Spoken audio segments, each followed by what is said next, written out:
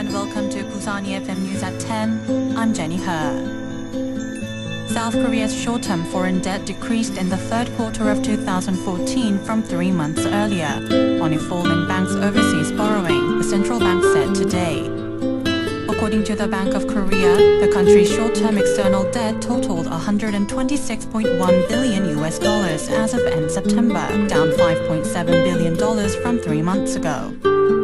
Korea's total external debt amounted to $429.1 billion as of end September, down $13.1 billion over the cited period.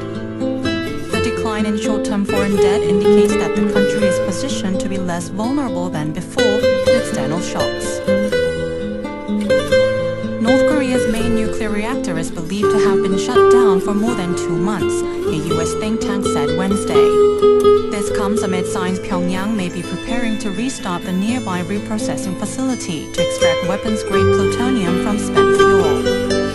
According to 38 North, a website run by the U.S. Korea Institute at the Johns Hopkins School of Advanced International Studies, satellite imagery shows that the 5-megawatt reactor at the Yongbyon nuclear complex has been closed for about 10 weeks, which is longer than what is required for routine maintenance.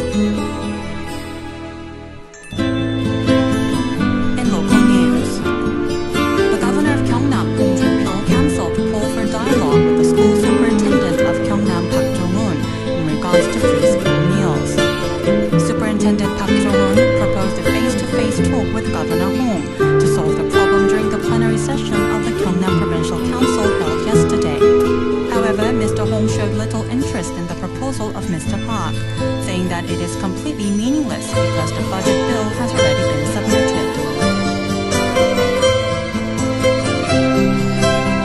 Higher than usual radioactive materials were detected in marine products and soil around 4 nuclear power plants in the country, including Busan's Korea nuclear power plant.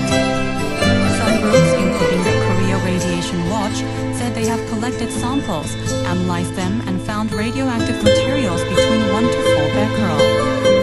The groups pointed out the research on the actual condition and possible countermeasure plans for damage prevention is urgent.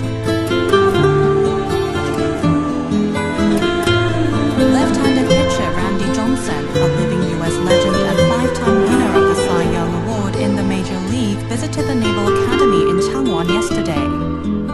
Johnson, who visited Korea on a tour with the United Service Organizations, visited the academy to look around the turtle ship and meet naval cadets. Johnson is known to be working on a photo tour around the world and had shown a special interest in Korea, such as uploading a picture of the demilitarized zone on his Twitter account before visiting the country. In international news, health and agriculture ministers from some 170 countries gathered at the United Nations Food and Agriculture Organization on Wednesday.